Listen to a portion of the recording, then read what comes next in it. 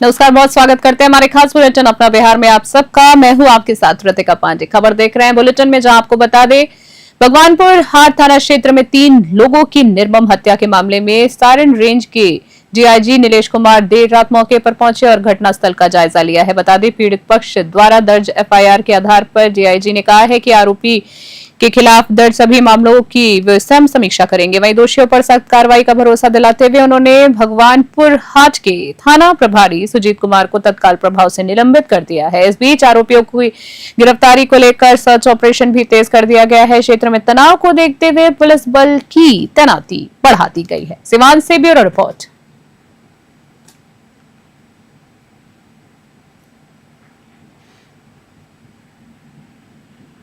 खबर देख रहे हैं बुलेटिन में, जहां आपको बता दें जिले के सिंगेश्वर थाना क्षेत्र अंतर्गत पटौरी गांव वार्ड नंबर 3 में बीती रात सोए हुए 11 वर्षीय अभिषेक कुमार को सांप ने काट लिया है, जिससे उसकी मौत हो गई है। बता दें मृतक देवचंद्र पासवान का पुत्र था और उसके 2 भाई व 2 बहनें थीं। बता दें मृतक के चाचा सत्येंद्र पासवान ने बताया है कि अभिषेक को सोते समय हाथ की उंगली में सांप ने काट लिया। जब नींद खुली तो उसने परिजनों को इसकी जानकारी दी। परिजन उससे पहले ओझा गुनी के पास ले गए, लेकिन तब तक हालत उसकी गंभीर हो चुकी थी। बाद में उसे मधेपुरा मिशन अस्पताल लाया गया, जहां डॉक्टर्स ने उसे मृत घोषित कर दिया है। सूचना पर सिंगेश्वर पुलिस मौके पर पहुंची और शव को कब्जे में लेकर मधेपुरा सदर अस्पताल पोस्टमार्टम के लिए भेजा है। थाना प्रभारी ने बताया है कि आवेदन मिलते ही कार्रवाई की जा रही है। साथ ही गांव में घटना के बाद मातम पसरा हुआ है। मधेपुरा से अमन आनंद की रिपोर्ट।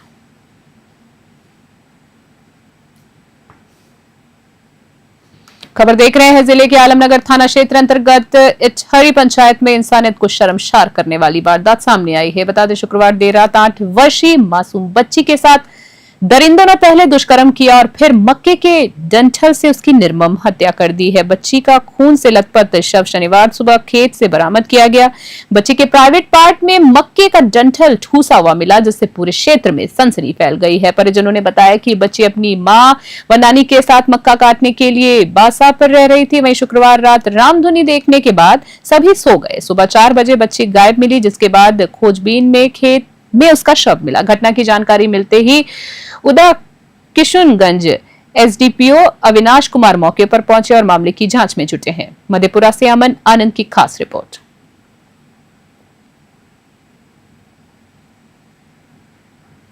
खबर देख रहे हैं मोकामा गोलीकांड मामले में नजर बंद रहे सोनू उर्फ महात्मा को भागलपुर कोर्ट ने बीते 1 जुलाई को जमानत दे दी है, जिसके बाद शुक्रवार की शाम उन्हें विशेष केंद्रीय कारा से रिहा कर दिया गया है।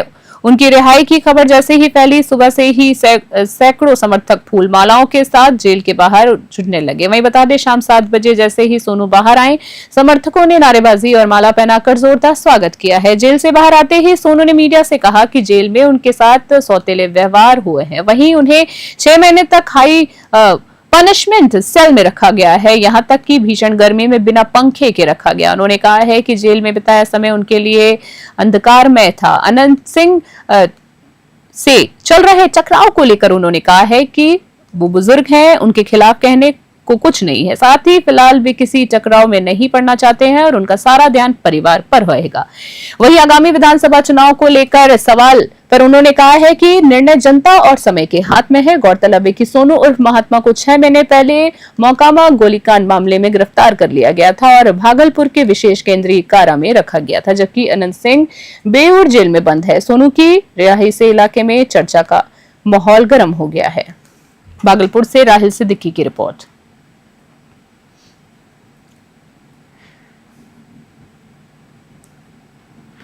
खबर बुलेटिन में आ रही गोपालपुर से, जहां आपको बता दें गोपालपुर थाना क्षेत्र के बजलाहा गांव में शनिवार को जमीन विवाद को लेकर 2 पक्षों के बीच खूनी संघर्ष हो गया। लाठी डंडे और धारदार हथियारों से हुई हिंसक झड़प में कुल 16 लोग घायल हो गए, जिनमें 9 महिलाएं भी शामिल हैं।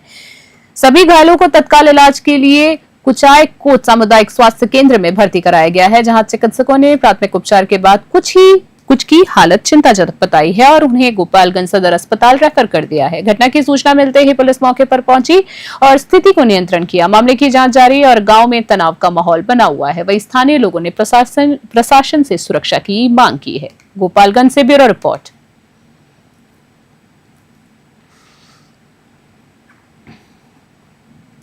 खबर देख रहे हैं, जहां विश्व प्रसिद्ध श्रावणी मेला की तैयारियों का जायजा लेने शनिवार को बिहार सरकार के पथ निर्माण मंत्री नितिन नवीन सुल्तानगंज स्थित अजगैबीनाथ धाम पहुंचे हैं। स्थानीय विधायक प्रोफेसर ललित नारायण मंडल और एनडीए कार्यकर्ताओं ने फूल मालाओं और अंग वस्त्र के साथ उनका भव्य स्वागत किया है। बता दें, विधायक मंडल ने शाकुंड प्रखंड स्थित अतिथि गृह के जीर्णोद्धार की मांग को लेकर मंत्री को ज्ञापन सौंपा, जिस पर मंत्री ने शीघ्र कार्य शुरू करने का आश्वासन दिया है। इसके बाद मंत्री ने विभागीय अधिकारियों के साथ संयुक्त समीक्षा बैठक की है और मेला क्षेत्र का भौतिक निरीक्षण किया है। मीडिया से बातचीत में मंत्री ने कहा है कि कमारियों को हर जरूरी सुविधा उपलब्ध कराई जाएगी। कमारिया पथ पर बालू बिछाने का काम जल्दी शुरू होगा। उन्होंने बताया है कि अजगैबीनाथ धाम में मरीन ड्राइव की तर्ज पर 6 लेन की भव्य सड़क बनाई जाएगी। सुल्तानगंज का नाम बदलकर अजगैबीनाथ धाम करने की मांग को उन्होंने उचित बताया है और कहा है कि ये तो होना ही चाहिए। साथ ही मंत्री ने विश्वास जताया है कि बाबा की कृपा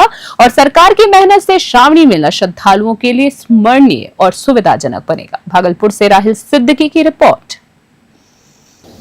सर्वप्रथम आज बाबा की नगरी में हम लोग का जो योजना मूलतः कांवड़िया पथ की योजना को समीक्षा करने हम लोग आए हैं और करीब 82 किलोमीटर का जो बिहार का पैच है उसमें करीब 76 किलोमीटर के पैच में कांवड़िया पथ पे काम हो रहा है। पहली बार इस योजना को हम लोग 5 साल के लिए निविदा किए हैं। पिछले वर्षों तक हर साल निविदा होती थी, तो इस वर्ष हम लोगों ने उसको 5 साल के लिए निविदा किया है, क्योंकि हर साल ये प्रक्रिया चलनी है और मेंटेनेंस भी उस प्रकार से दिखे। तो इस वर्ष पहली बार 5 साल के लिए OPIMC के तर्ज पर निविदा की गई है। करीब 76 किलोमीटर की ये योजना जो पूरा पैच है, इसमें हम लोगों ने जो पहला जोन है करीब 13 किलोमीटर का, वो 8.5 किलोमीटर का भागलपुर। और वहीं खबर देख रहे हैं बुलेटिन में, जहां आपको बता दें आगामी विधानसभा चुनाव को लेकर पूर्णिया सदर सीट से राजनीतिक हलचल तेज हो गई है। इस बीच अजय स्वर्ण ने एक बार फिर चुनावी मैदान में ताल ठोक दी है। पिछली बार निर्दलीय उम्मीदवार के रूप में किस्मत आजमाने वाले अजय स्वर्ण को इस बार राष्ट्रीय समाज पक्ष पार्टी ने अपना प्रत्याशी घोषित कर दिया है। पटना में आयोजित एक कार्यक्रम के दौरान पार्टी के बिहार प्रभारी गोपाल पाठक ने उन्हें विधिवत सदस्यता दिलाई है और साथ ही पूर्णिया सदर सीट से टिकट देने की औपचारिक घोषणा की है। पाठक ने बताया है कि पार्टी पूरी मजबूती से अजय स्वर्ण के साथ खड़ी रहेगी और चुनाव प्रचार में राष्ट्रीय अध्यक्ष समेत फिल्मी हस्तियों को भी प्रचार में उतारा जाएगा। पार्टी में शामिल होने के बाद अजय स्वर्ण ने कहा है कि यदि पूर्णिया की जनता उन्हें मौका देती है तो उनका पहला एजेंडा क्षेत्र में रोजगार सृजन होगा, ताकि बेरोजगारी से युवाओं को मुक्ति मिले और वे भटकने से बचे। उन्होंने कहा है कि वे स्थानीय मुद्दों के साथ जनता के बीच जाएंगे और परिवर्तन की आवाज बनेंगे। पूर्णिया से विनीत राज की रिपोर्ट।